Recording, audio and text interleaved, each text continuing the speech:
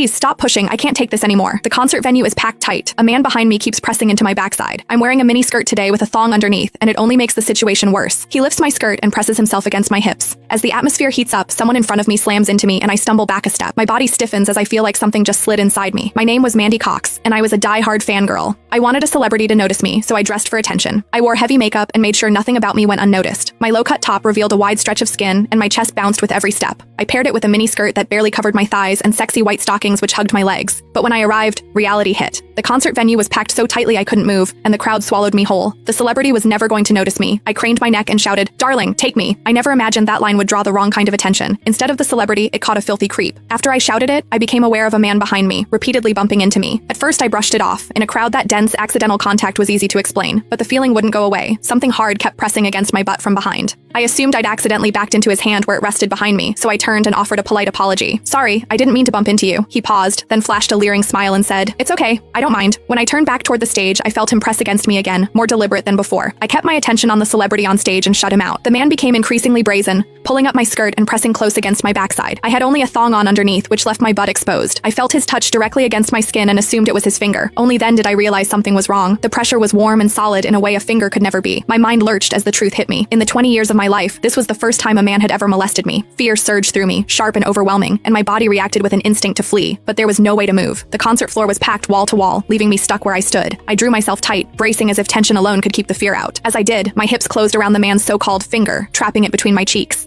An unfamiliar sensation followed and warmth rose to my face. What confused me was that I didn't recoil from it. There was a muted comfort to it, and against my will, it sparked a faint sense of expectation. The man behind me seemed to take it as a signal. He moved in closer, repeating the motion until the intrusion was unmistakable. I had lived a sheltered life as a college student, and now I was being toyed with by a stranger while surrounded by people. Shame surged within me without warning. I felt the urge to sob, but my throat closed and my voice deserted me. Worse still, the pressure forced my thong inward and sent a restless, prickling discomfort through my body that wouldn't fade. A quiet, involuntary sound escaped me, and the embarrassment followed instantly. I gathered myself and strained to suppress it, holding it down until my throat tightened. The blaring music and the screams around me drowned everything out. With every eye fixed on the stage, no one was aware of what was happening to me. At the same time, the intensity continued to rise, touching something deep inside me. I bit down on my lip as cold sweat traced my spine. My awareness was tipping back and forth between humiliation and a pleasure I couldn't bring myself to name. I knew I couldn't take it anymore if it continued, so I turned sharply to face the man behind me. "Please, stop pushing. I can't take this anymore." When I finished speaking, the man leaned toward me and whispered in my ear, "Is it exciting, the way I'm pushing against you?" The shame was overwhelming, and I was on the verge of crying. "I'm a virgin. I've never done that kind of thing. Please, let me go." He didn't stop. Instead, his gaze burned deeper as he seized my waist, the pressure growing stronger. "You're really a virgin? Then let me show you what it feels like to be a woman." For reasons I couldn't explain, his words didn't spark resistance right away. They stirred an expectancy instead. I wondered what was